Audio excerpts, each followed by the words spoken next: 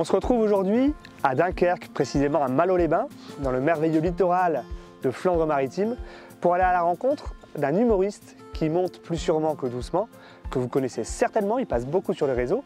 Il revient d'une tournée nationale et il nous fait le plaisir de venir nous voir sur Flandre Télévision. Vous l'avez forcément reconnu, il s'agit de Julien Bing. On va essayer de lui faire dire toute la vérité, rien que la vérité ou presque. C'était le titre de son premier one-man show. Il a fait du chemin depuis, on en parle avec. Salut Julien!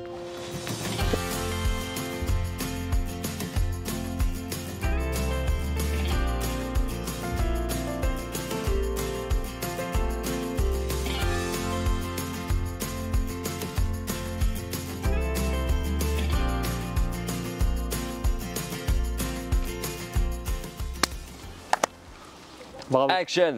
Là ça tourne, on peut faire des blagues. Salut Julien. Salut Bastien. Non, je rigole. Salut Aurélien. Ça commence très fort. Bonjour. Bonjour, on s'est déjà serré Ben, tout bien à l'heure. sûr. Et merci de nous recevoir. Alors ça y est, c'est les vacances? Alors, c'est les vacances. C'est les vacances. Je ne vais pas sur scène, ou du moins j'y vais beaucoup moins, mais c'est un autre travail puisque je vais commencer l'écriture du second spectacle et je vais continuer à alimenter les réseaux. Tu as failli boucler en terminant par Capelle-la-Grande, mais finalement tu as fini à Clermont-Ferrand. Oui. Pourquoi La dernière date, parce qu'il fallait finir à Clermont-Ferrand. Tout termine à Clermont-Ferrand. Tout se termine à Clermont-Ferrand. C'est plus facile de terminer à Clermont-Ferrand que de commencer à Clermont-Ferrand. Bon, on n'expliquera pas pourquoi, mais vas-y. Non, mais non. Ma dernière date, plus sérieusement, ma dernière date du Nord était à Capelle-la-Grande, où c'était vraiment, voilà, c'était super. Et on a passé un très bon moment avec le public. Et la dernière date de la tournée en France était à Clermont-Ferrand. Et c'était récemment là. Récemment, c'était ça. Le 25 mai. Voilà, ouais, le 25 mai. Il y a quelques jours. Et je suis revenu très rapidement pour la fête des mères le lendemain. Non, après tu es revenu pour nous. Pour vous. Et que ça tombait bien, il y avait la fête des mères. Et ça tombait bien, il y avait la fête des mères. Je t'ai dit, vends-nous un petit peu. C'est vrai. Non, mais c'est vrai. Je plaisante. te prie de m'excuser. Non, il n'y a pas de souci. Ça va être sur le ton de l'humour, on l'avait dit. Alors, tu es né ici à Dunkerque, tu es forcément un régional de l'étape. On va parler un peu de toi, de tes débuts, de ton enfance. Tu as grandi sur Dunkerque? J'ai grandi sur Dunkerque. J'ai même grandi sur Petite-Sainte, parce que Dunkerque, c'est le large, grand ouais. Dunkerque. Là, on est à Malo-les-Bains. Là, on est à Malo-les-Bains, voilà. Et j'ai grandi à Petite-Sainte, j'ai fait mes études à Petite-Sainte. J'ai joué au basket à Petite-Sainte. J'ai eu mes premières copines à Petite-Sainte. Voilà, tout a commencé là. Et après, voilà, c'est toujours pareil. Hein. On se balade dans le Nord et puis maintenant, je vis à Lille. Tu vis à Lille, d'accord, mais tu reviens régulièrement? Je reviens régulièrement parce que j'ai tous mes amis d'enfance qui sont là, j'ai mes parents, mes frères, donc, et puis j'adore revenir. Tu vois, là, tu m'avais demandé, t'aimerais faire l'interview où? Ah bah tout de suite, j'ai pensé à la plage de Dunkerque, parce que la plage de Dunkerque, qu'il fasse beau ou qu'il fasse moins beau, j'aime bien être ici, c'est très agréable pour moi. L'air de la mer, qu'on soit heureux ou moins heureux, ça fait quelque chose. Ça fait du bien, ça fait du bien. Et tu me disais tout à l'heure, ça a commencé à la communion de ton frère. Tu avais 10 ans. Parce que tu n'es pas né artiste, tu as fait un autre métier avant, on n'en parlera peut-être pas, mais à un moment, il y a eu le déclic. Oui, donc, alors c'était en toi et c'est ce que je te disais tout à l'heure, c'est que je ne sais pas pourquoi, j'y pensais encore il n'y a pas si longtemps, comment ça se fait que j'ai toujours été attiré par ce milieu artistique. Tu parlais de la communion de mon frère, c'est vrai que ce micro-là qu'il y avait dans cette salle des fêtes, je me suis dit pourquoi je ne prendrais pas le micro, pourquoi je ne parlerais pas devant toute ma famille, mes cousins. Et ça a toujours été en moi. Alors après, c'est ce que je te disais, ça a été enfoui parce que j'ai eu un parcours un peu plus conventionnel où j'ai travaillé pour un bailleur social, même si je faisais du théâtre à côté, je travaillais au cinéma de Dunkerque. J'ai toujours gardé cette fibre. Mais ça s'est révélé un peu plus tard. Est-ce que c'est grave ou pas? Peut-être que je n'aurais pas eu la maturité de commencer plus tôt, voilà, exactement. Et maintenant, je fais ce métier en ayant connu aussi le monde professionnel, le monde du travail. Et la réalité. C'est peut-être pas plus mal. Bah oui, voilà, ouais. Ça m'a permis de ne pas tomber dans la drogue. Et tu sais, les enfants stars. Les enfants stars qui commencent très jeunes et qui tombent après, malheureusement, voilà, dans la drogue, l'alcool, tout ça. Moi, j'ai passé ce cap-là. Alors, au bac, à 17 ans, tu montes sur scène pour la première fois. Ouais. Ben oui, je monte sur scène la première fois au bac. Je loupe le bac donc l'année précédente. Je suis dans un nouveau lycée, à Notre-Dame-des-Dunes, ça va peut-être parler aux gens. Et il y a un chahut des terminales, ça s'appelait comme ça, un chahut des terminales, où si un élève avait un talent, il pouvait le mettre en lumière à la fin de l'année.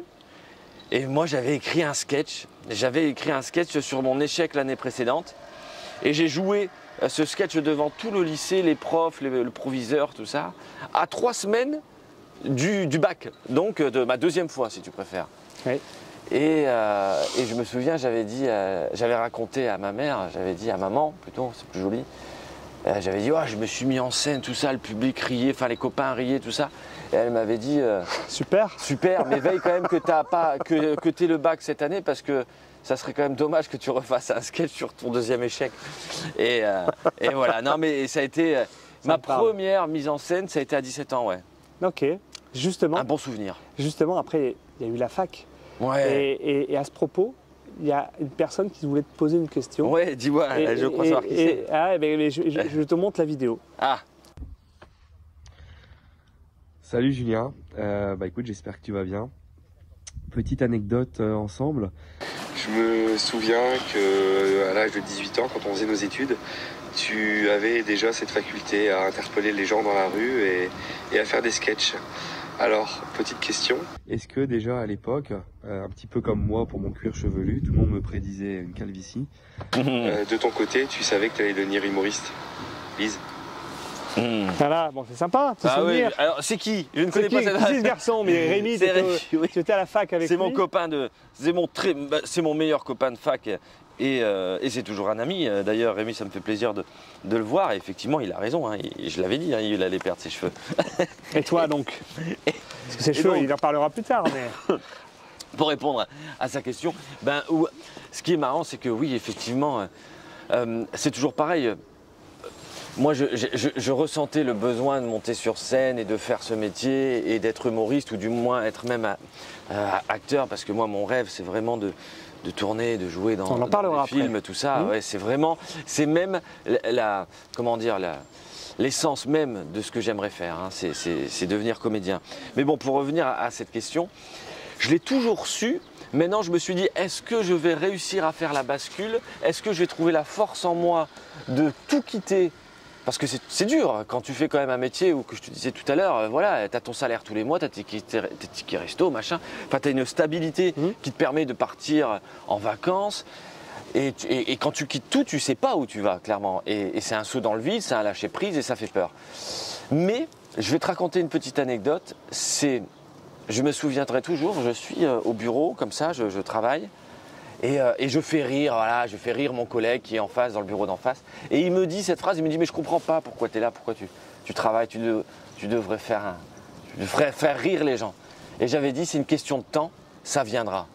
Et tu vois comme quoi, tout s'est aligné. Les planètes sont alignées. Les planètes se sont alignées. Tu as aussi choisi, parce que choisir c'est renoncer. Exactement. Et tu as forcément passé le pas. Ouais, j'ai passé le pas. Il faut du courage, il faut de la volonté, et y croire. Ouais, et puis c'est même dingue de se dire que un choix de vie, une décision, tu sais, je considère toujours la vie où parfois tu peux être sur une autoroute et puis tu peux avoir un rond-point qui va se présenter à toi et ta vie, elle va complètement basculer en fonction, tu sais, de la direction que tu vas prendre. Et moi, elle a littéralement changé d'orientation, quoi. C'est une voie rapide maintenant. Alors, une voie rapide, je sais pas, c'est une voie où il y a des dodanes, c'est sûr, parce que c'est pas toujours facile. D'ailleurs, au niveau route, justement, la vitesse où ça avance, j'allais te parler du Covid, ça t'a forcément, probablement freiné, parce que c'est seulement en 2021 que tu te produis. Ça m'a même pas freiné, ça m'a fait flipper surtout. Ouais. Parce que je quitte mon boulot 3 mois avant. 3 mois avant, il faut savoir que c'est très simple, je me souviens très bien des dates. Premier confinement, mars 2020. Je quitte mon boulot en janvier 2020. Je signe avec mon producteur fin janvier et il me dit, tu verras, cette année, ça sera ton année. Eh bien tiens, 2 mois plus tard, on était tous les deux devant Netflix. Enfin, tous les deux.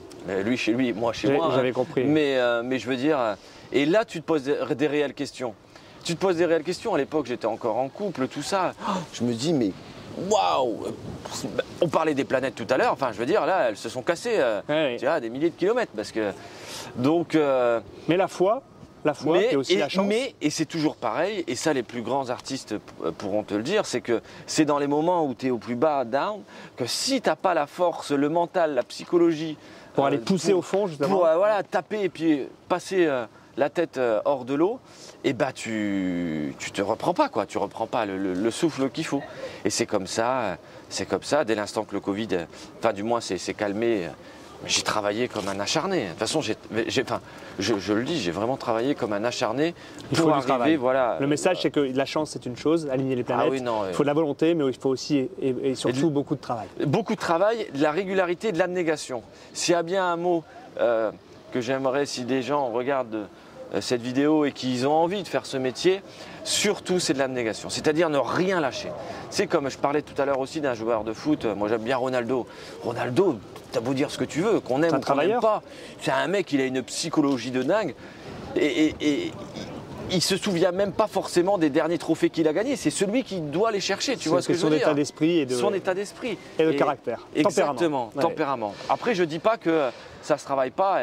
Et il faut l'alimenter, hein. On l'apprend ça aussi. Hein. Oui, bien sûr, bien sûr. Ouais. Alors, un sujet un petit peu différent. Est-ce que tu as le même caractère que ton grand frère? On va parler de quelqu'un qui nous a quittés il n'y a pas longtemps, Chandler. Ah oui, ah, tu m'as fait peur parce qu'au début, je me suis dit putain mon frère, il est mort. Non, Chandler. Mais Chandler, alors... Chandler Bing. Oh, Bing. Voilà un nom qui sort du commun. J'attendais de connaître mon oncle Badar. Ben, oui. Raconte-nous cette histoire, pourquoi tu t'appelles Julien Bing? Moi j'ai choisi Julien Bing, alors ça fait très longtemps aussi, hein. J'ai choisi Julien Bing avant même que je fasse de la scène. C'est-à-dire que quand Facebook est arrivé et qu'il fallait choisir son pseudo, je ne suis pas si vieux, hein, je tiens quand même à le dire, mais voilà, j'ai connu l'arrivée de Facebook, il fallait créer un pseudo. À l'époque on te voyait que Fernand Reynaud. Voilà, à l'époque, ouais, exactement. Et je me suis dit quel autre pseudo je peux trouver. Et naturellement, comme j'étais fan de la série et que ce personnage me parlait énormément, oui. J'ai choisi Julien Bing. La Bing théorie. J'ai choisi Julien Bing, ouais. Et puis c'est toujours resté, parce que moi je sortais souvent sur Dunkerque, tout ça. Et c'est vrai qu'on a tous des copains de sortie, machin, et tout le monde m'appelait comment ça va Bing? Comment ça va Bing? Et donc c'était naturellement que le pseudo s'est fait. Ouais. Voilà, que j'allais prendre Julien Bing pour monter sur scène. Donc voilà. Et ça va te suivre. Et ça va me suivre, ouais, ça va me suivre. Et puis tout le monde aime ce personnage, du moins tous ceux qui ont regardé la série aiment ce personnage. Et sincèrement, je pense que j'ai, je sais pas, alors on a tous des inspirations, mais moi, voilà, mon inspiration, c'est cet humour un peu pince sans rire que j'aime beaucoup. Et qui a plu à beaucoup de monde. Exactement. Ouais. Et sa disparition t'a forcément affecté, et comme beaucoup de fans de Friends. Mais oui, ça m'a affecté. Bah oui, ça m'a affecté parce que c'est toujours pareil, même si c'est un personnage de fiction, ça fait partie de ta vie, tu vois. Enfin, je veux dire, de ta jeunesse, de ton adolescence, et puis de toi. Moi, je continue à regarder les épisodes de temps en temps. Il y en a beaucoup qui le font. Bah oui, bien sûr. Non, mais complètement. On va parler un petit peu de la Flandre. Ouais. Parce qu'on est Flandre Télévision et donc forcément on parle du secteur où on se trouve. On est dans les Flandres maritimes, donc dans le Dunkerquois. Toi, tu as 2-3 endroits que tu aimes. Alors tu nous as demandé de venir ici à Malo-les-Bains. Ouais. Donc c'est un endroit que tu aimes, tu nous l'as dit tout à l'heure. Ah oui, j'aime beaucoup. Tu aimes venir respirer l'air de la mer. Et la plage Jean-Bart, il y a d'autres endroits? Oui, en fait, tous ces lieux qui m'ont un peu marqué quand j'étais plus jeune. Donc bien évidemment, il y a Malo, la mer. C'est des endroits où je sortais quand j'avais la vingtaine, tu vois, c'est tout des... avant-hier. Ouais, avant-hier, voilà. Et enfin, je veux dire, j'ai des moments de vie ici incroyables. Je courais, moi, sur la plage, parce que j'ai eu un moment où j'étais jogger. Des fois, ça s'arrête, ça. Oh, tu dis, putain, je vais faire un marathon. Et puis, 4-5 mois après, tu dis, oh, je peux pas faire le marathon. Je vais continuer à courir comme ça par plaisir. Je vais faire une marche parcours du cœur, c'est très bien. Mais grave. Mais voilà, donc, il y a Malo, il y a Dunkerque. Et puis... de façon générale, c'est un peu le nord, quoi, tu vois, c'est un peu la Belgique, c'est le Frankrijk, c'est ces endroits que j'aime beaucoup. Je suis originaire de Dunkerque, près de Los Angeles, et maintenant j'habite à Lille, dans l'Illinois. Tout le monde connaît Dunkerque? Dunkerque, notre belle plage de sable blanc, avec notre mer bleu turquoise. Bah oui, elle est bleue, faut juste nager longtemps. Quand tu commences à arriver près des côtes mexicaines, tu peux voir tes pieds. Alors oui, c'est vrai, on ne s'est pas fait attribuer par le Conseil national des villes fleuries les 4 petites fleurs que vous voyez sur le panneau des villes. Mais on s'est fait attribuer par le Conseil national des usines de France 4 cheminées. Et Bernard, le syndicaliste, était très content parce qu'il a déclaré à France 3 régional, l'année prochaine, on vise la 5e cheminée. Et il l'a eu, Bernard, sa 5e cheminée, quand il s'est fait incinérer.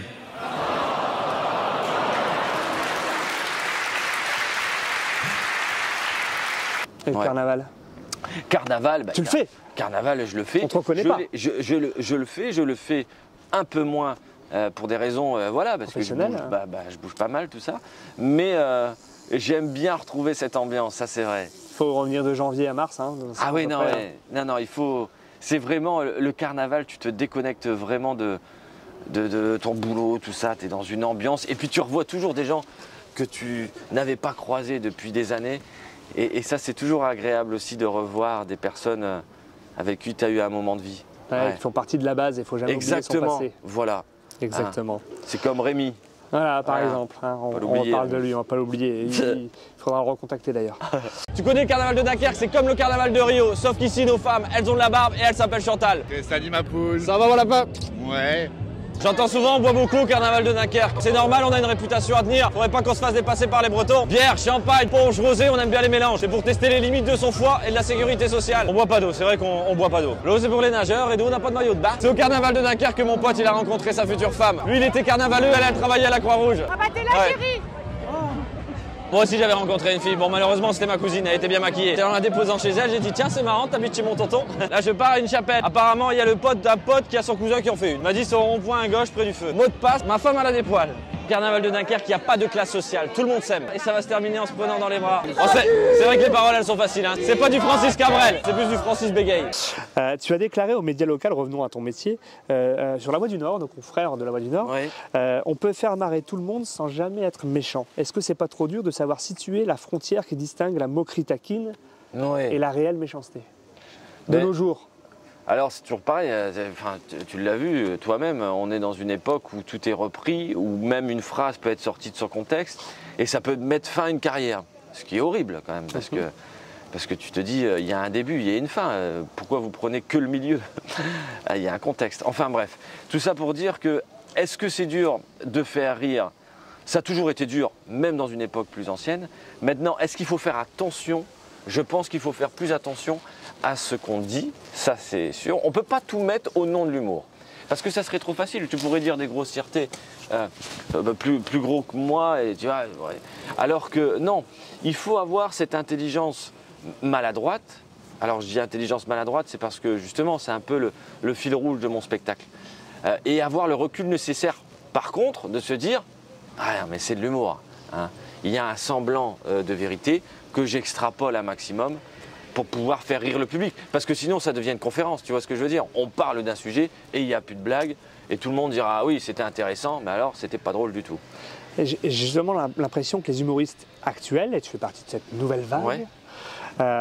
tu fais partie de cette nouvelle vague qui a besoin d'interaction avec le public encore plus qu'avant, j'ai l'impression.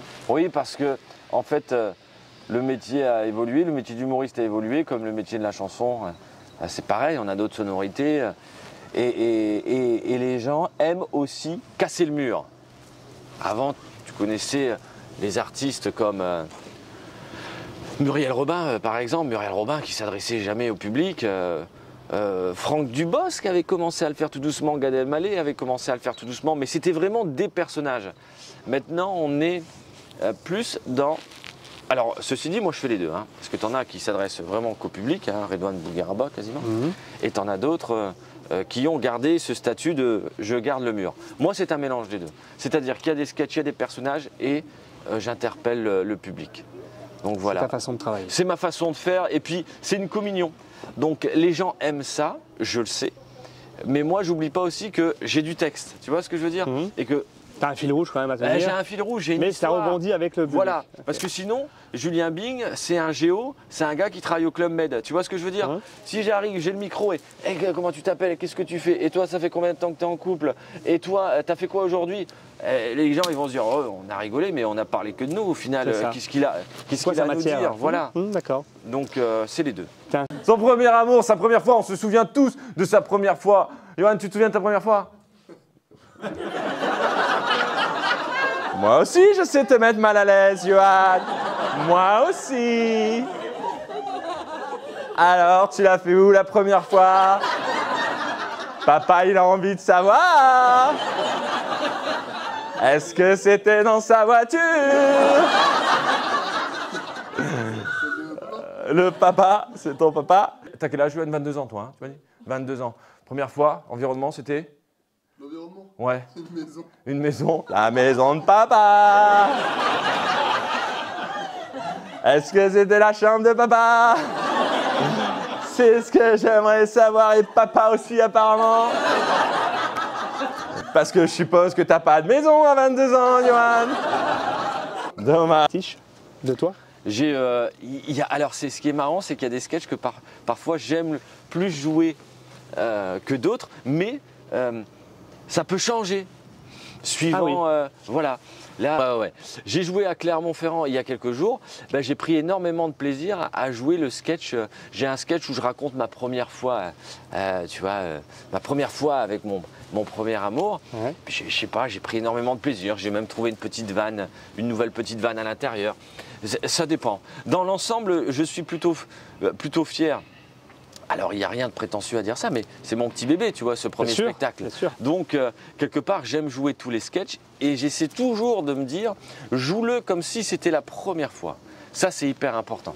Pour rester authentique. Pour rester authentique et puis pour garder cette énergie, tu vois, parce que si tu commences à te dire, ça commence à me fatiguer ce sketch-là, et ben tu joueras moins bien, les gens riront moins bien. Tu vas le torcher, quoi. Ben voilà, exactement.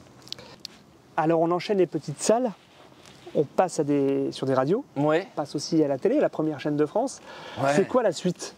Ben, la suite, si tu l'as, j'aimerais bien la voir. Parce que. T'es sûr? Ouais. Parce que, en fait, si tu préfères, c'est un métier où demain, je vais faire. Ou du moins aujourd'hui, entre guillemets, je ne fais rien. Demain, je vais faire plein de choses. Tu vois ce que je veux dire? C'est. Alors pour moi, professionnellement, ce que je sais là de façon très factuelle, c'est que je vais continuer la tournée. Parfait, dis-nous un petit peu tes Voilà. dates. Alors la tournée, je reprends en septembre à Paris, au Petit Palais des Glaces. Toujours à Paris parce que voilà, il faut se montrer. Ça reste the place to be pour te faire connaître. Et après, je continue à me déplacer. Et ça sera des villes que j'ai pas faites encore. Il y aura Brest, Grenoble. Grenoble, je l'ai déjà fait. Mais voilà, toutes les villes de France. Je retourne à Marseille. On saurait faire de toute façon avec les réseaux sociaux. Hein, Marseille, Aix-en-Provence. Voilà, j'irai cette année. Alors il y a beaucoup de personnes qui me disent mais tu viens pas là dans mon petit village, dans mon petit coin, machin et tout. Je dis non mais. Il n'y a pas de salle, mais viens. Viens dans la ville d'à côté, c'est juste à côté, viens voir. Et donc voilà, professionnellement le spectacle, et je vais mettre beaucoup d'énergie, et mon cheval de bataille ça sera les castings, le cinéma. Voilà, ça c'est un truc qu'il ne faut pas que je laisse de côté. Casting pour faire du cinéma. Ouais. Les tuches sont en cours de tournage sur Dunkerque.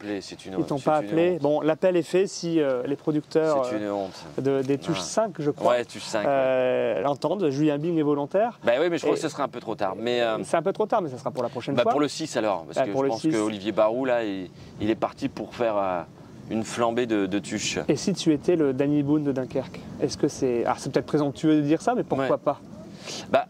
Alors après c'est toujours pareil, Danny Boone il a une personnalité qui est inévitablement un peu différente de la mienne. Notre point commun c'est effectivement qu'on soit du Nord. Et vous avez fait de l'humour au départ. Voilà, et qu'on a fait de l'humour et qu'on basculerait, du moins lui il l'a fait, dans le cinéma, et d'ailleurs il s'en est sorti très très bien. Et donc est-ce que je pourrais être le futur Danny Boone? Si c'est ça, avec grand plaisir, parce que moi la vie de Danny Boone, des zéniths, du cinéma, de la réalisation, ça serait magnifique. Il s'est passé du chemin depuis 2017, qu'est-ce qui a changé pour toi? Des premiers poils blancs ici, là, que je n'aime pas du tout. Mais encore mais encore un métier et un épanouissement personnel, professionnel, dont j'en suis plutôt fier et qui me rend heureux. Ça, c'est certain. De me dire quand même, c'est assez incroyable. Moi, je me souviens, mes amis de Dunkerque m'offrent des places pour aller voir Gad Elmaleh au Sébastopol. J'ai 25 ans, je suis dans le siège, je regarde Gad Elmaleh en ne faisant pas du tout ce métier, en faisant un peu de théâtre à côté. Et j'ai mon pote Nico, je me souviens, qui me dit « Putain, t'aimerais bien être à sa place là-bas ». J'avais dit « Putain, ouais, qu'est-ce que j'aimerais bien ». Et je joue 6 ans plus tard. Tu as de la chance d'être... Attends, je joue 6 ans plus tard en première partie au Sébastopol. Et là, je fais ma première date au Sébastopol en octobre 2025. C'est-à-dire que là où j'ai vu Gad Elmaleh sur scène dans ce théâtre mythique de Lille, je vais y être moi tout seul. Tu te rends compte à quel point c'est enivrant, c'est satisfaisant de se dire tout ce travail abattu quelque part, tu sais cette phrase des petites souffrances pour un grand plaisir vaut mieux que des petits plaisirs pour une grande souffrance. Bah, c'est exactement ça. Alors je dis pas, ce mot souffrance est un peu fort, mais je veux dire, voilà, c'est quand même beaucoup de travail, des doutes, du stress, parce que ce métier, c'est ça aussi. Hein. Et tu as l'humilité de le reconnaître et de travailler justement en n'oubliant pas tes origines. Quoi. Ah oui, non, ouais. Pour terminer, je voulais juste savoir en quoi on peut encore affirmer, comme toi il y a quelques années, rire, voilà ce qui rassemble. Est-ce que le rire rassemble encore autant qu'avant? Mais le rire rassemblera toujours. Et d'ailleurs, il rassemble en privé comme il rassemble en public. Les meilleures soirées, je suppose, Aurélien, c'est quand tu les fais avec tes potes et que vous rigolez, vous avez des tranches de rire comme ça, comme avec Rémi que j'avais à la fac. Mais ça rassemble. Et puis ça rassemble, non seulement ça rassemble, ça fait du bien, c'est bon pour la santé, et ça te déconnecte à un moment de la réalité. Combien de fois j'ai eu, en sortant de spectacle, ces gens qui venaient me voir en me disant vous m'avez fait oublier mon quotidien, où vous étiez une parenthèse heureuse, où j'ai oublié un peu mes soucis. Parfois, alors attention, hein, je ne suis pas médecin et encore une fois... Tu ne demandes pas la carte vitale? Non, mais encore une fois, chose qui est très importante aussi, c'est que, tu vois, tout à l'heure, je parlais de fierté, mais je sais aussi que même si c'est un métier voilà, qui met un peu de lumière pour les gens, demain, il y a quelqu'un qui se blesse, tout ça, j'aurai beaucoup plus de respect, de sympathie pour quelqu'un qui va sauver une personne de la noyade, puisque là on est devant la mer, enfin du moins face à la mer, plutôt que celui qui va faire rire. Tout ça pour dire au final que chaque métier a ses lettres de noblesse et le rire, pour reprendre ta question, parce que là on dirait Fabrice Lucchini, je pars dans des phrases interminables. T'es arrivé là-bas. Non mais je pars dans des phrases interminables. Un mélange de Fabrice Lucchini et de Jean-Claude Van Damme aussi, parce qu'à un moment je ne savais plus ce que je disais. Mais tout ça pour dire que, est-ce que ça rassemble? Inévitablement et indéniablement, oui. Voilà, tu couperas ça et tu garderas un délai. Ça sera beaucoup mieux. Tout va bien, le montage est fait pour ça. Écoute, merci. Merci à toi Aurélien, franchement ça me fait plaisir. J'ai couru après toi. Mais on a couru. Je t'ai rattrapé. Mais oui, mais tu sais, c'est toujours bien aussi de travailler son cardio. Merci Aurélien, franchement, on se salue comme Johnny, c'est assez cool. Allez, à bientôt.